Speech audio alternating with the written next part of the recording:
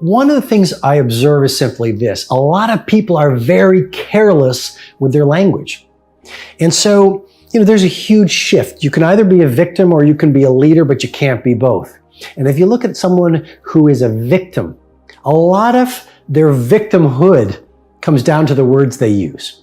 I mean, the words you use either lift up your energy, the words you use either make you more creative, the words you use either allow you to do world-class things, or the words you use deny your talents. The words you use could reduce your energy. The words you use could hurt your leadership. So you have a choice every day at work and at home and out on the streets with strangers.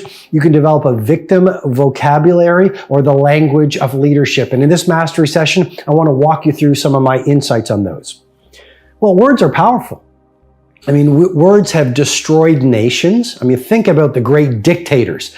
Their words of hatred, their words of toxicity, their words of breakdown caused the people around them to do sometimes incredibly terrifying acts. And then you look at people like a Nelson Mandela or a Martin Luther King Jr. or a Mother Teresa. You look at the great business builders. You look at humanitarians. You look at a lot of the great artists, and they were so careful with their words. And their words lifted people up. And that's really what great leaders do. They use the language of leadership. You look at a victim, and they say things like, "This is a problem. I've got a problem right here." Or, "I'm really scared about this." Or, "I hate that client." Or, "I hate this work." Or, "I'm sick of this day." Or, "I'm exhausted." Or, "I don't like that." Or, "She never likes me." It's literally the language of toxicity. And the words you use really are like a context or a framework or a stained glass window on the way you see the world. I mean, here's a game-changing insight. You see the world not as it is, you see the world as you are. You see the world through a lens, and your language forms that lens of belief. I mean, your lens of belief and your personal filter on reality is not really a true filter on reality. It's just the filter on reality that has formed as a result of all the words you've picked up from the moment you were born.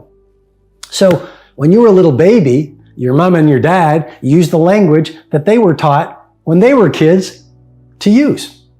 And if they use the language of victimitis, and if they use the language of victimhood, like, "Well, you can't do this, I hate this, I'm tired of this, money doesn't grow on trees, be ordinary, if you're successful, you'll be hated." All that messaging that we pick up from our parents and the media and the world around us and our peers, the little kids that we used to play with in the playground or the friends that we had as teenagers, that will either lift us up or tear us down. So I guess what I'm trying to say, and hopefully I'm making the point clearly for you, but we see the world through this personal filter, and a lot of this personal filter that drives our performance and our behavior is really constructed from the words that we've picked up and then the words we are taught to use. And so the right angle turn for you to create exponential energy, mindset, productivity, creativity, results in the world, results in your life, comes down to, in part, a really intelligent use of your words. And like I said at the beginning of this mastery session, most people are really unconscious about their words.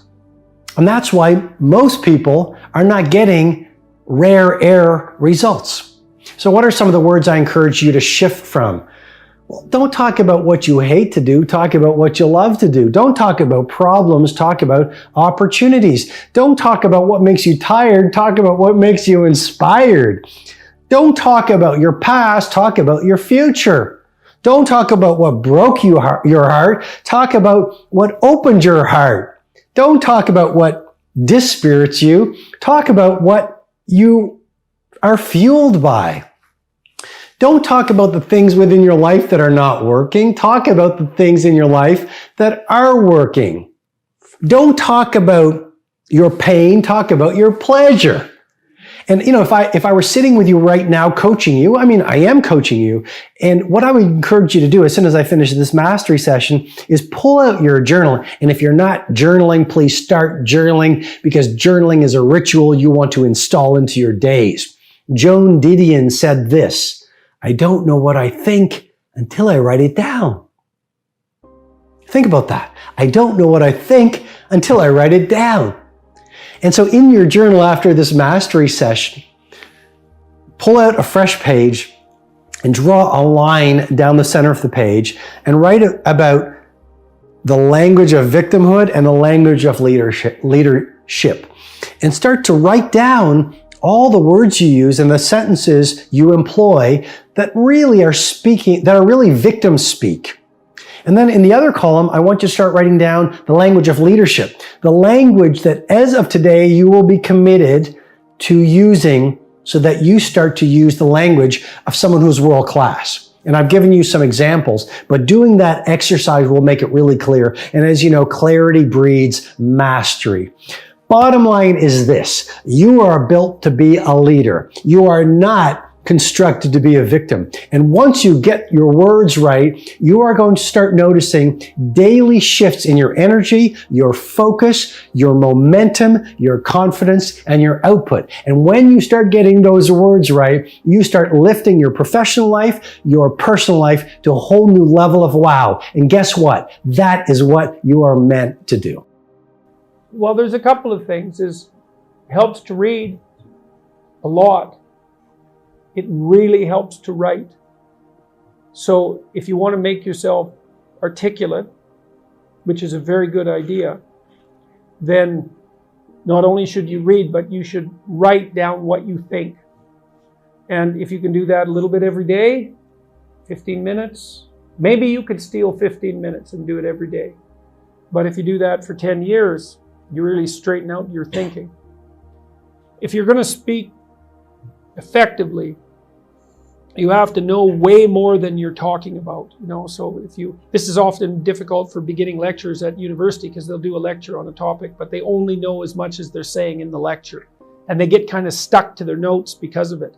But you want to know 10 times as much as you are saying in the lecture, and then you can specify a stepping path through it and elaborate with the other things that you know. But to do that, you have to do a lot of reading. But you also have to do a lot of reading because that's where the synthesizing comes. So that's on the input side. And then on the output side, well, there's some tricks. Techniques, let's say, is like if you're speaking in front of a group, you are not delivering a talk to a group. That's not what you're doing. The talk isn't a packaged thing that you present to a group. There isn't a group. There's a bunch of individuals, and you talk to them. So when I talk to a group, I always talk to people one at a time. And that makes it easier too, because you know how to talk to a person. It's like, can you talk to 1,000 people? Well, probably not, because it's too intimidating. But there isn't 1,000 people there. There's 1,000 individuals. And so you just look at an individual and you say something, and you can tell if they're engaged. They look confused, or they look interested, or they look angry, or they look bored, or maybe they're asleep, in which case you look at someone else. And they give you feedback about how you're doing. And so one thing is to have something to say, yeah. The next thing is pay attention to who you're talking to. Because unless you're very badly socialized, and that seems unlikely in your case because, you present yourself at least moderately well, Well, I don't know you very well, but on first sight, you're doing fine. So the probability that if you pay attention to the individuals that you're talking to, that your natural wealth of social skill will manifest itself is extremely high. And so you don't deliver a talk to an audience. That's a really bad way of thinking about it. You're actually engaged in a conversation with an audience. Even if they're not talking, they're nodding and shifting position and looking like this, and you can pull all that in and use it to govern the level at which you're addressing the entire audience. So the last thing I would say is, well, having the aim to be a good communicator is a good start. And you think, well, I could buttress that to some degree. Well, there isn't anything that you can possibly, this is the whole point of a liberal education. There isn't anything that you can possibly do that makes you more competent in everything you do than to learn how to communicate. I don't care if you're going to be a carpenter. Being a carpenter, by the way, is very difficult, especially if you're a good carpenter. But if you're good at communicating as a carpenter, you're like 10 times better as a carpenter. So and this is something that the liberal arts colleges, I think, I don't know if they've forgotten it, but they don't do a very good job of marketing. It's like, well, what's the use of a bachelor's degree, a Bachelor of Arts? It's like, well, you can think, you can write, you can speak, you've read something. It's like, the economic value of that is incalculable. The people that I've watched in my life who've been spectacularly successful they have skills. Clearly, that's a minimum precondition, but they're also very, very good at articulating. And so whenever they negotiate, they're successful. Well, that's kind of like the definition of success in life, right? You negotiate and it doesn't mean you win. Because if you're a good negotiator, if you're a really good negotiator, everybody walks away from the negotiation thrilled. And so then people line up to do things with you. So, and that's all dependent on your ability to communicate. So practice. I can say to you, continue to do what you're doing and working on yourself and working on your mindset and your presentation power. Because once you open your mouth, as he said, the world will now know who you are. Your ability, and write this down, to tell your story is key. It's major. And how you present yourself one-on-one. Why is that important, Mr. Brown? Because when you meet someone and you want to do business with them, people are asking 3 questions, one-on-one, small groups, or large groups. They're asking, who are you? What do you have? And why should I care? That's what they're asking. Because in the business where you are, trust is important, am I correct? Confidence is important, am I correct? There's a lot of skepticism around the industry because of things that have happened. A major investment that people have to make, am I correct? So now they're looking at you, who are you? And so your ability to tell your story.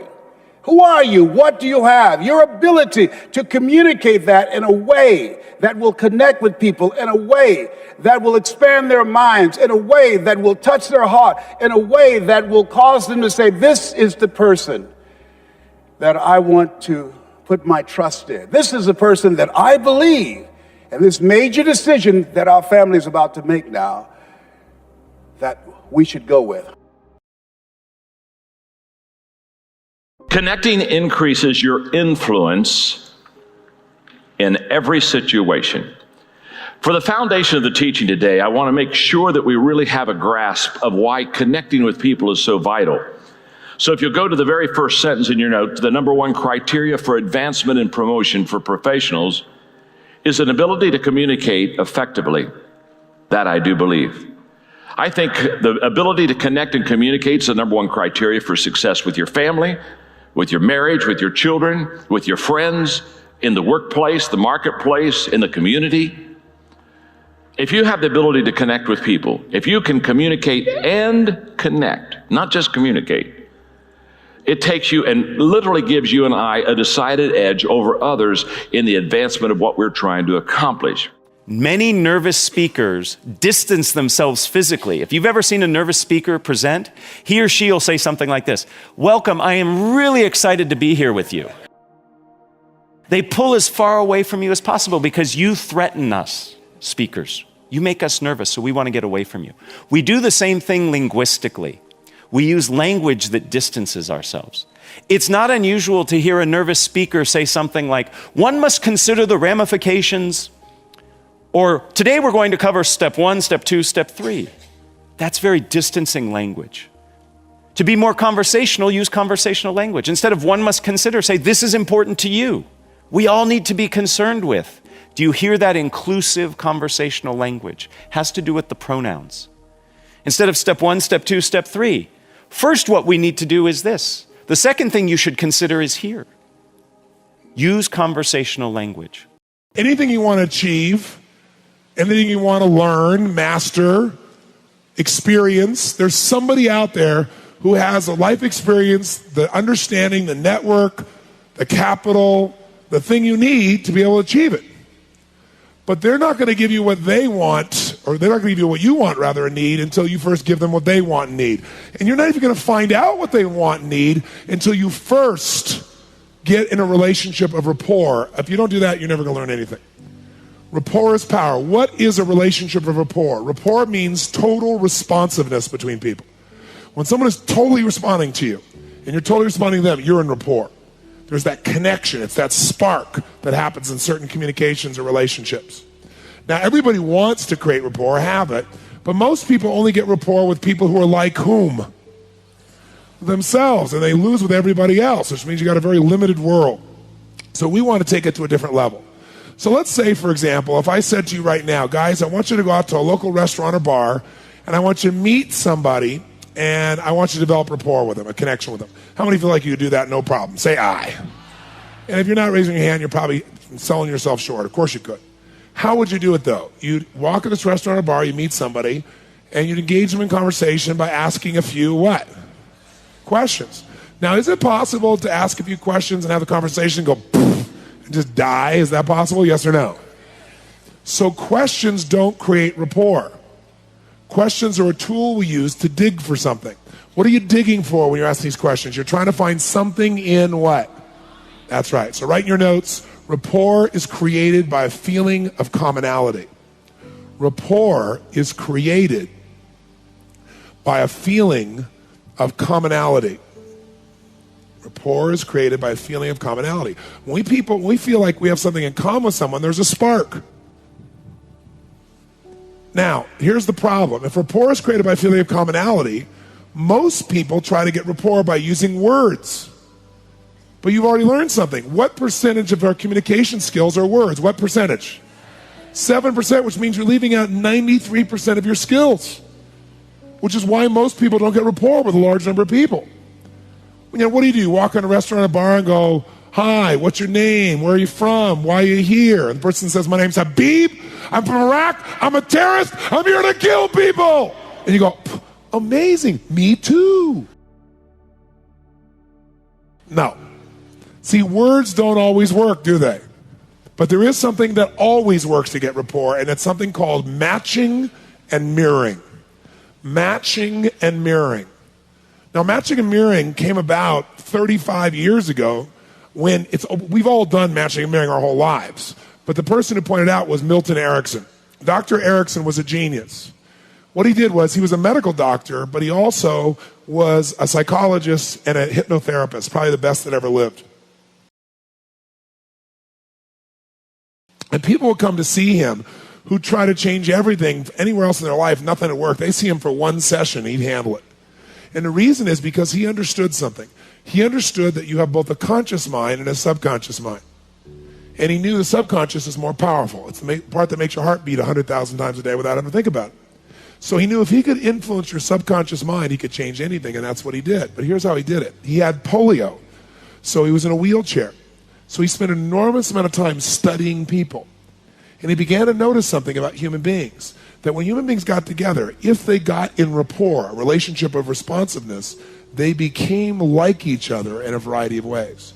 What he called, they mirrored each other. Now, I've taught this for 25 years, so I'm sure you've heard of it, and I've written it in my books, and it's been taught in a variety of other areas now. But it's one thing to know it intellectually or to understand it. It's another thing to know it where you're doing it. And that's what I want to get you to do tonight, so you have a real experience of it that you won't forget. But here's the basis of it. People like people who are like whom? Themselves. And people don't like people who are not like themselves. To be more specific, write this down. People like people who are like themselves or who are like how they would like to be. People like people who are like themselves or are how they would like to be. People like people who are like themselves or how they would like to be. So question, I'd like you to think of someone you really, really like a lot. And then if you would, raise your hand if this person is either like you or they're like how you want to be. If that's true, raise your hand and say, I. Of course, that's why you like them. Now, think of someone you don't like. And I'm sure you like everyone, but if you once were an unspiritual person and felt these feelings, someone you don't like. Raise your hand if they're not like you or they're not like how you want to be. If that's true, raise your hand and say, I. And that's the opposite. People don't like people who are not like them or are not like how they want to be. That's the bottom line of it. So this concept, Erickson noticed, he used it in the following way. Watch me. If you came in to see Dr. Erickson, instead of talking to you intellectually and trying to get through to you, he'd go right to the jugular by getting your nervous system connected to him, getting rapport. So if you came to him and you said, Dr. Erickson, I don't know, this is a waste of time. I've tried everything and I don't know, I think I should just go. He would do this. He'd go,